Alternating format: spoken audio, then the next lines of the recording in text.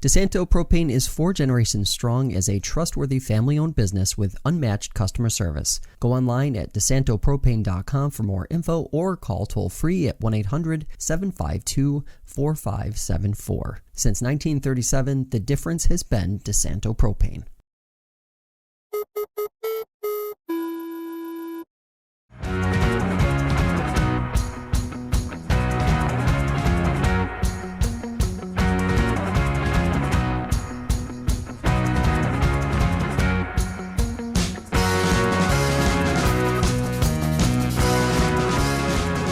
Hey everybody, welcome into Concrete Jungle here on FingerLakes1.com. Paul Russo, Kyle Evans here with you. I said this to you off air, Kyle. This is going to be a pretty straightforward episode, which from a planning perspective is great. I think we wish it would be on better terms here, obviously, overall, but I think we're both unintentionally wearing black here for our first topic, which is over on the Mets side because Carlos Mendoza was fired last week. When we first kind of dove into it, it was probably about a month or so ago, maybe a little bit longer than that technically, just because of like when the Phillies fired Rob Thompson and the Red Sox fired Alex Cora. I think we were both kind of like, sure, but like, wouldn't the Mets make more sense in terms of teams we thought about doing whatever here? And then, David Stearns gives Mendoza a vote of confidence here earlier. Yeah, it's still June for a couple of days here, believe it or not. And didn't even make it 4 weeks after that comment, Kyle. So I think I don't know if it necessarily surprised either of us. I don't want to put that obviously to you if that wasn't the case. I think maybe the timing of it for me is maybe what caught me a little bit more off guard, right? More than anything else. But I still think from that overall perspective, I wasn't surprised when the news broke that Mendoza had been fired. Yeah, that happened right after the six-error game after, they got swept by the Cubs in the doubleheader. And at that point, they were already 0-3 in the week. And you just felt like, man, they just can't continue this. I mean, all the outside noise too. Um, a lot of people said, like us, that it should have happened a while ago. The Phillies have done it multiple times throughout the last several years, and it's proven to work. Not saying it would have worked with this team, but you could tell a change was needed, a new voice was needed, and um, you know, we talked about their schedule last week. They got a lot of tough series coming up. So even though there was a manager change and, they, went and lost a series to the Phillies, it's going to be hard to judge them considering the schedule coming up. You just want to see them play better and maybe, some of the games closer and the fundamental stuff cleans itself up. And I think we're probably going to see them play a bit better with Mendoza gone.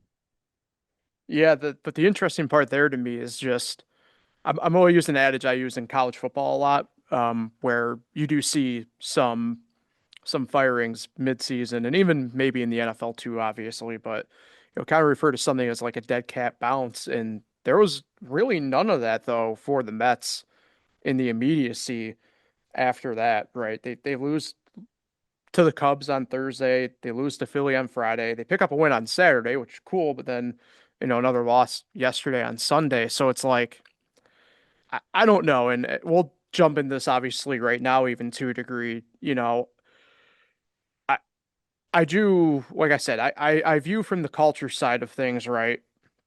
Like this was probably a move that had to be done. I'm not going to sit here and act as if the Mets sitting now at 35 and 49 on June 29th is where they thought they'd be. Obviously, that's not the case, but we mentioned it over the course of the past couple weeks, right? Is we can sit here and blame Mendoza and certainly fair criticisms to be brought, but you can only do so much with the pieces of the puzzle in front of you, right? They've been dealing with injuries, but also just go back to the way the team is built. And, I have to take a long look at David Stearns here again, where, I don't know if I want to use Mendoza full-fledged scapegoat territory, right? But kind of feels a little bit that way too, though, at the same token, right? I think if you're going to fire a guy, you should have done it like when we first talked about it, a month and a half ago. I'm sorry, you lost more ground again last week, and it will jump obviously into this position a little bit later after we get through the Mendoza stuff here, right, Kyle? But like the Mets already started selling pieces last week. I think we got the idea of where they see themselves this year. So I'm sorry. I look at this equally, if not more so, on David Stearns here at this point, where it's just like you were late to this decision, and a- as a Mets fan, you got to feel like crap because now it just feels like this season's just officially not over, but like gonna have a long, long dog day of summer here coming up. Yeah, it definitely, I think, was too late of a move. I mean, the same things were happening over and over, and in different series. I mean, the errors are just crazy, like I already mentioned. Just the blown leads, it's a lot of mental stuff, in my opinion, and it seems like the energy is never really that good. I mean, even in home games, I mean, it's like they. I know you've seen the videos and stuff, and everyone has, but Hmm. it's funny they try to still make it a great environment at City Field, but they're doing things that you don't do when a team's losing like this.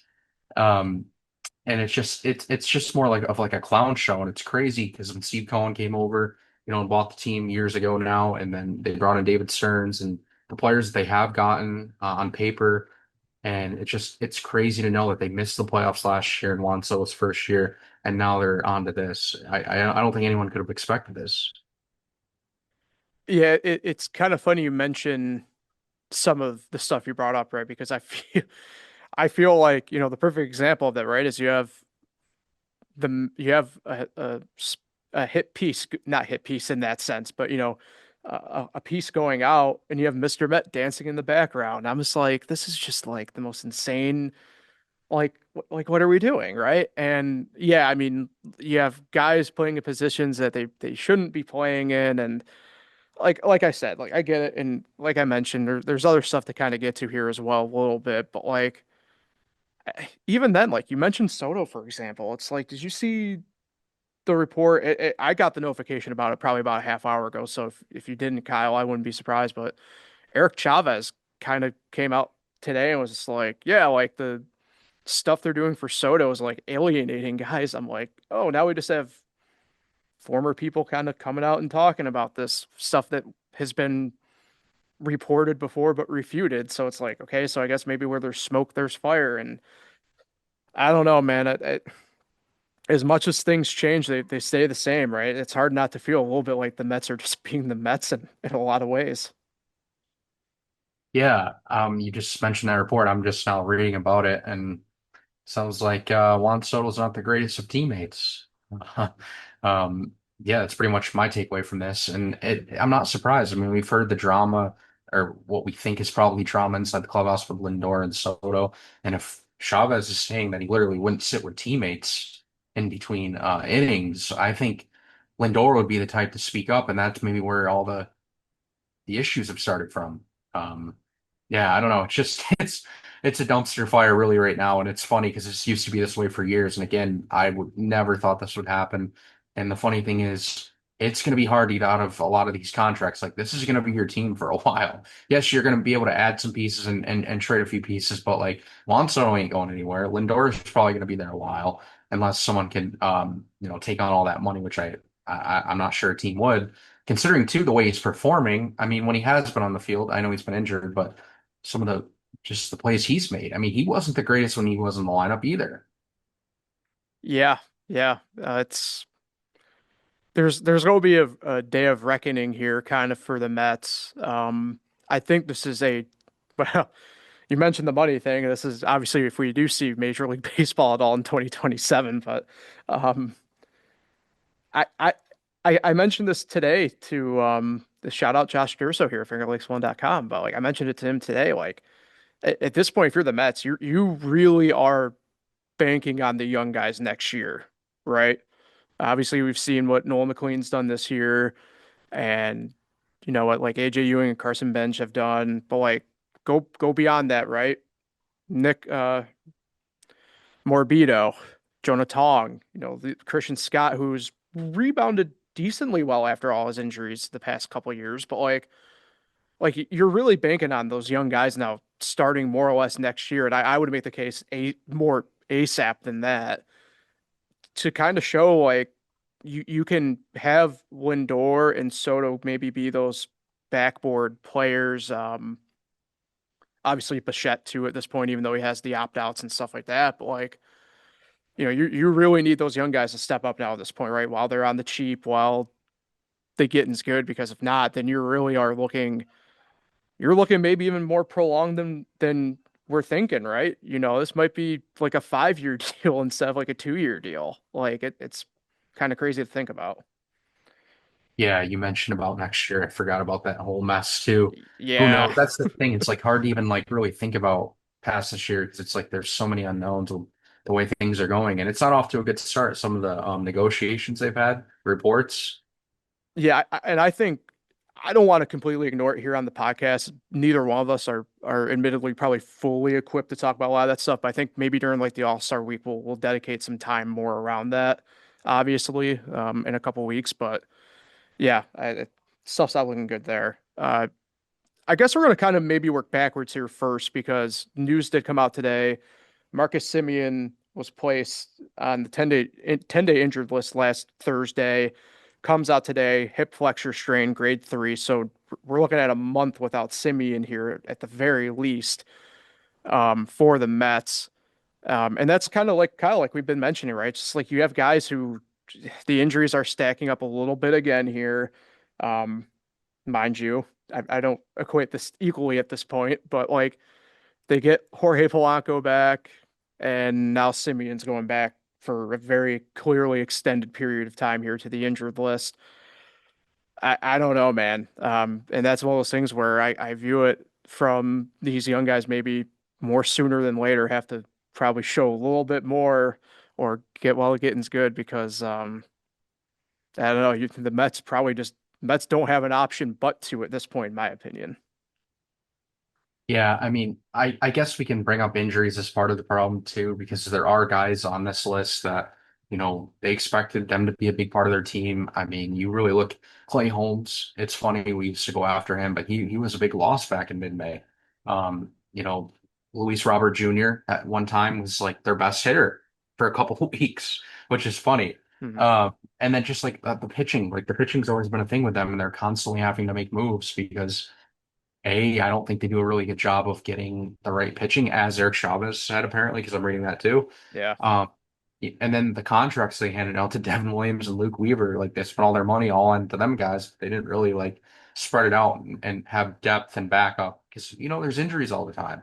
Where I feel like the Yankees, other than their bullpen, I feel like their starting pitching, like you just feel so good about it. Even like knowing Clark Schmidt's still down the road. I know we'll get into that more, but like there's just so many other options where it just seems like the Mets are so limited and they keep bringing back the same guys that just can't pitch in the majors. Yeah, and that's the thing, right? It's they're kind of past couple days have done some stuff, the AAA cycle as I call it, right? Zach Thornton brought up for the weekend, sent back down.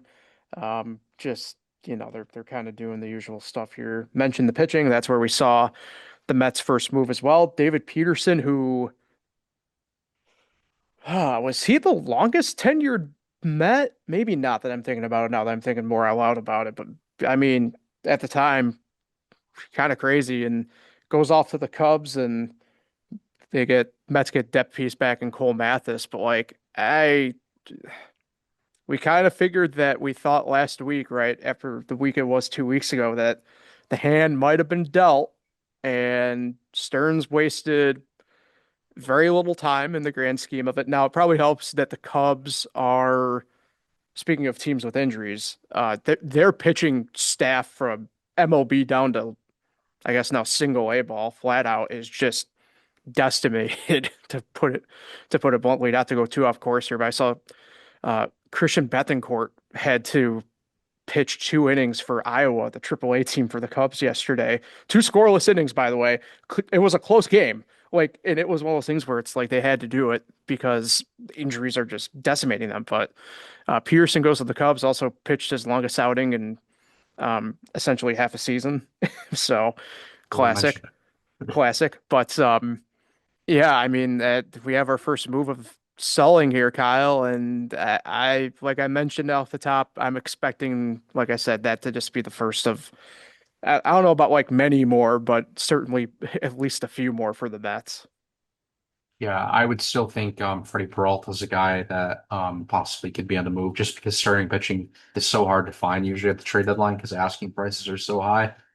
And it just feels like he'd be a guy that someone would go all in for. Although it's so weird, maybe it is just a New York thing. I mean, we do talk about that, but man, he has not looked like anything really, in my opinion, like he was in Milwaukee. I mean, he can't even sometimes get out of the fifth inning, and then it's pretty crazy to watch. And he had that one horrible outing. What was it against the Phillies? I mean, I've Hmm. never seen it look that bad. So yeah, I think that's like probably a guy that'll be a main option. And other than that, like I'm not really sure because it's like guys on the injured list. You know, you still need to field a team. Yeah. So I don't know. I don't know. I don't know what they're gonna do. I think you mentioned a couple names last week. I mean, I still think a guy like Luke Weaver probably will draw interest, right? Does high leverage stuff, also could be a swing guy. We talk about, he's a former starter, has done that distance stuff before. And I don't know, bullpen guys are a lot like linemen, right? In football. You can't really get enough of them when you need them. So I guess I they could trade half their bullpen, AJ Minter. yeah. Um, yeah, I mean, who else? Brooks Raley, Hmm. these. Yeah, I mean, I guess they could trade half their bullpen. Which Yeah. is so funny because again, that's what we talked about last offseason. Like, yeah, they need to address the bullpen, and then they did. They gave out contracts that were crazy to Luke Weaver and Dylan Williams, and it's not even gonna last one full year. Yeah, and it's weirdly not much of their fault in the grand scheme of it. So Yeah. yeah, I just look at the schedule this week, right, for the Mets. They're up in Toronto to get things going, off day on Thursday, and then in Atlanta for 4 games. It trickles into Monday next week. And like again, like I'm going to use the same thing I more or less said last week. I don't know what to do here outside of say like be prepared for like 2-4 or something like that. Like until we talk again next week. But I mean, I don't know. We didn't see them jump again here when Andy Green took over as interim, and we didn't talk a ton about that. But I don't know if there's really much to say about Andy Green at this point. So either way, yeah, Kyle, I'm sorry again, Mets fans here, but I don't really care enough about the pitching matchups here to try and reason because I, I'm sorry, like what difference does it make, right? You think about it like this. You lose a 1-run game on Thursday to Chicago. You lose a 1-run game to Philly on Friday. You lose a 1-run game to Philly on yesterday. It's just if your offense isn't helping your pitchers out in the grand scheme of it, then I'm sorry. I just can't trust enough again to put them even at 500 to be fair at this point throughout a week. Yeah, they've dropped 3 games behind the wild from where they were in the wild card race just in the last week. I mean, it was 6.5 last Monday, and here it is 9.5, and only one team in the NL is worse, and that's the Rockies. And I mean, at this point, they have another losing week. Looks like they could be the worst team in the National League. So yeah, I think at this point, we gave them a couple weeks. It's about to enter July. They've showed no signs. It's kind of hard to care. I think Yeah. it's just like this is the season, and I enjoy watching a lot of the young guys continue to play because that's what it's going to be. Yep. So we'll transition over to the Yankees at this point here. Um, yeah, not a great week overall. I if we would have done the podcast, another one hypothetically, say at the end of Wednesday last week, I've been like, you wanna know what? You survived the Yankees, you got a series win in Detroit. It wasn't glamorous, but you got the job done. And then you get to Boston, and we talked about it last week, right, Kyle? How for whatever reason, Boston, no matter where they are, obviously just plays the Yankees just thorn in the side. And to coin the term from Cespedes Family Barbecue, they get the mop on the Yankees, right? 4-game sweep. So, um, Yeah, overall not great. I think we can obviously jump into certain stuff here. And for me, you can say what you want. I know the pitching wasn't overly tremendous, especially in Boston, but like, man, this to me, a lot of it just goes back to the offensive side here right now. It's a lineup that overall struggling pretty bad right now. There are guys who are having moments like, I mean, Paul Goldschmidt's, especially in Detroit, did very well, obviously. But like, I it what was it? Scoreless through what, 20 something innings, right? From Friday through Sunday. So, Yeah, and there was a stat like for the first four innings in each of the last three games, they had not had a hit oh, it or was the some. hit. No, no, it was the hit, not the run. My bad. Yeah, yeah, Yeah, it was just bad. I mean, there was no offense whatsoever. And then you saw last night they tied in the ninth, and in the tenth they do something that you don't even usually do, which is score on the road in extra innings, and they yeah. get 2 runs. And then their guy Fernando Cruz, that they really need him to be better. Um, and he gives it all away. And they now have 3 blown losses in extra innings this season, tied with the Rays for the most in the majors. So it's unbelievable. It's June Swoon. I said last week that's why I'm at fault for this. I said there's no June Swoon this year, and then they just had the week they had. They've won only three of their last 10. Yeah, yeah. Yeah, it was crazy too because how they got the runs across. To me, more so in the 10th, right? The ninth was just, I don't know if I'd call it Little League baseball from the Red Sox, right? But it wasn't amazing. But like No. it was aggressive base running by the Yankees there in the 10th inning to get those runs, and that's something that I don't. I mean, we've seen it at times, but like I thought it was like, okay, like that's a nice pickup right there, like great. And then Cruz just, I don't know, man. His stuff looked really flat last night, which sucks because it's kind of like one of those things where it's like you really need him to step up in that spot. And um, I don't know. I thought it was good seeing Bednar kind of just hold serve and look good enough, in the spot they had to be in the leverage spot in the eighth and ninth, and just a really big gut punch there. Um, I don't know if I really. I'm gonna dive into this a little bit here too because um, you mentioned June Swoon for the Yankees, and I think a lot of us kind of look at Aaron Boone, not to go full Dr. Seuss here, rhyming wise, but throughout some of this, and he had some very interesting comments throughout the series in Boston, and we're both baseball guys, obviously, right? I think we both consider ourselves pretty knowledgeable about the game. And mind you, they all have numbers and stuff to tell them fully what to do in certain spots. But it really chapped my ass in the 10th inning when Boone, in the middle of an at bat, what ended up being the game winning at bat, decides to go 5 men in the infield with one out. And while I could certainly understand the principle of it, I look at it from you got to read the room more. And I'm not saying I'm reading too much into one situation here because I feel like between the two of us, I'm probably more of the Boone defender in a lot of ways. But like, if there was ever a moment that might have sealed any sort of fate for Aaron Boone, it felt like that last night. Wait, Because sorry. What was the move that you were questioning? Because it cut out. the 5 man infield with Oh, one out in the 10th, especially because Duran literally hit it right where Bellinger had been positioned in a normal 3 man outfield. And I'm just like, I get it, right? It's a little bit of a no-win situation at that point, but like, I'm sorry, I feel like I'd rather take my chances in a spot like that and have Bellinger come up gunning for home than I don't even know that five-man infield thing to me is just like whatever. And again, like I view it from if you're going to do anything, you stack the outfield and go four-man outfield in that spot because I'm sorry, baseball now, especially like Duran's going to try and get it in the air to get the run home. I just I don't know, man. I was left really head scratching, and then the comments again after the game last night.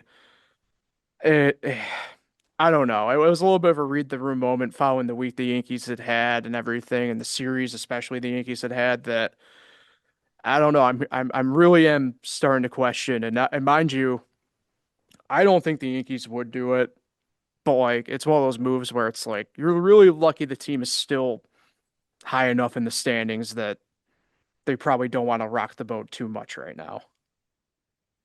Yeah, the five-man infield thing definitely was a binder move. Yeah. Definitely a numbers thing, definitely a discussion with the infield coach. But I mean, yeah, you know they're going to try to lift the ball. They're not going to try to hit it on the ground with an infield that's stacked in it in. So yeah, it's last night sucked because I actually thought they were going to hold on. And even so, even if they did, it's like, man, like I guess it does feel a little better, but at the same time, you mention it, the Red Sox gifted them that game. Like, would have gifted them the game Hmm. if had they won. I mean, they were like really sloppy, and the Yankees had a sloppy game too earlier in the series where they were kind of throwing the ball around. And the June Swoon stuff, I mean, it is real now. I mean, this is the fourth year in a row now where they potentially could finish June, um, only one game up over 500 or just one game under, but they've almost had a losing record every June, and it's hard to believe how it continues to happen. And whenever Aaron Boone gets asked about it, especially on Talking Yanks, he gets really fired up and mad and says that's baseball, but why couldn't it have happened in May? Why can't it happen in July? Why is it every June? Seriously, though. Yeah, and I think, we mentioned it last week, but like again, like it's very apparent the lineup really needs Aaron Judge. Um, Yeah. like it very apparent. And like, you were more on it earlier on than I was, obviously, Kyle, but like this is a very flawed lineup and No Trent Grisham, no yeah. Giancarlo Stanton. None of the like that's three opening day guys that, are not in the lineup and have not been in the lineup. And you're watching guys that are just not it. Like Max Schumann, he's been okay. He hit a home run the other day. Wow. But like the guy's playing outfield for them. Jose Caballero had to make a throw home the other day from left field and it wasn't even close. And it wasn't even that deep of a ball. Um, Oswaldo Cabrera gets his first start at third base yesterday and makes an error. And then those two runs will come around to score. It's like, what are we doing here? And then Jazz being Jazz, getting thrown out last night. He constantly gets thrown out and then runs away from the media for the second time this year. And then Anthony Rizzo's calling him out on the broadcast saying, yeah, he's just really not a team guy and he should be thinking more before he does stuff like this. It's like just so many like weird things are going on right now. Yeah, and look, we've talked about it a ton, so I don't want to really go too much deeper, but like this is obviously a team that at the deadline is going to need to get to buying, and yeah, they're going to need to figure out. Yeah, who would have thought, by the way, too, Cal, that we'd be really wanting Ryan McMahon back? Which, by the way, it sounds like what he's been dealing with. I do not wish that upon anybody because I cannot believe he frankly played 3 games before having to finally just pull the trigger.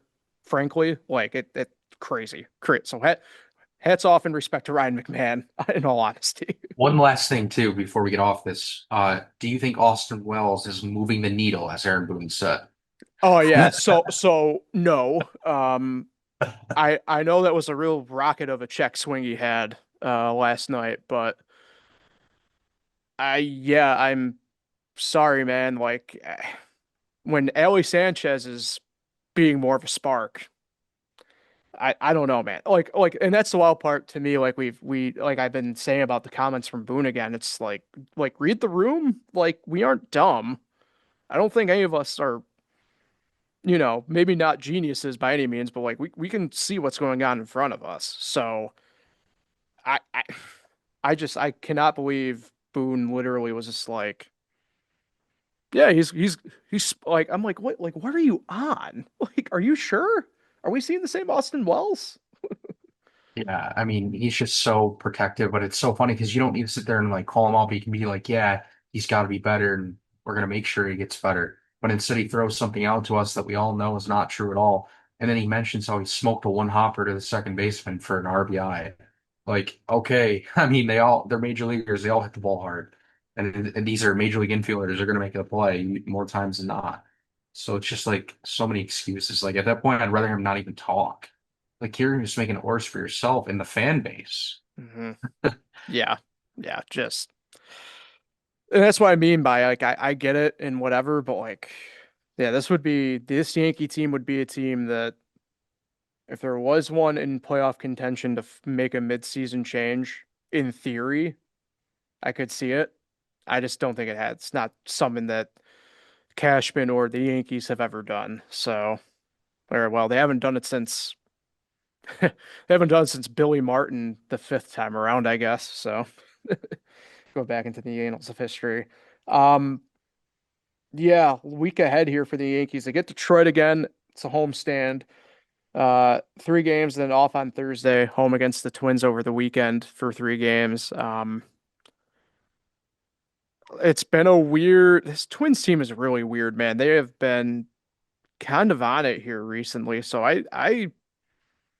I'm concerned for the Yankees again here this week, right? I mean, Detroit for the most part held them in check pretty well. I know I mentioned like, yeah, the Yankees like won the series, and if we had talked to us Wednesday night, we probably would have been like, hey, they got the series won at the end of the day. Tough to really complain. But um I don't know. I view it from the perspective of at least this, like the Yankees can't possibly in my mind get lower right now in the grand scheme of it, but always possible. I, I feel decent enough to say if I were to pick whatever, I would think the Yankees would win tonight, but like overall though, I don't know. It's tough to feel confident this week. Like Detroit's going to play them tough, and I know the Yankees have traditionally at least had the Twins number, but like I don't know. This has been a pesky Twins team here recently. That's I don't know, man. Does not give me a lot of confidence seeing the way the Yankees have been playing to throw all the trust right behind them right now. Yeah, I'm gonna say it's gonna be a 3-3 week. So not great, but not the worst. And yeah, those damn Rays. I mean, that 3.5 game lead the Yankees had just a little bit ago is already gone. Hmm. Yeah. Well, hey, going 3 of your last 10 and then a 4 game losing streak will do that to you. Doesn't matter who you're playing or who anybody else behind you or around you's playing. It's suboptimal, I believe is the term I would be looking for Yep. there. So, um, that just is what it is. That's all I really got this week, Kyle. I haven't feel like the main stuff we hit on because just the way the week was, it's like one of those things where it's like, here it is, this is what it is, and we get to talk about that, like I mentioned. So I think we'll get out of here on that note. I know next Monday we should be back after the holiday weekend, perfectly fine. So I think we'll see everybody and talk to everybody then. So you can find Concrete Jungle here on fingerlakes1.com, the FO1 YouTube channel, the audio only edition of the podcast, dropping in those major podcasting platforms. Enjoy the week, everybody. Happy Independence Day. We'll talk again next week.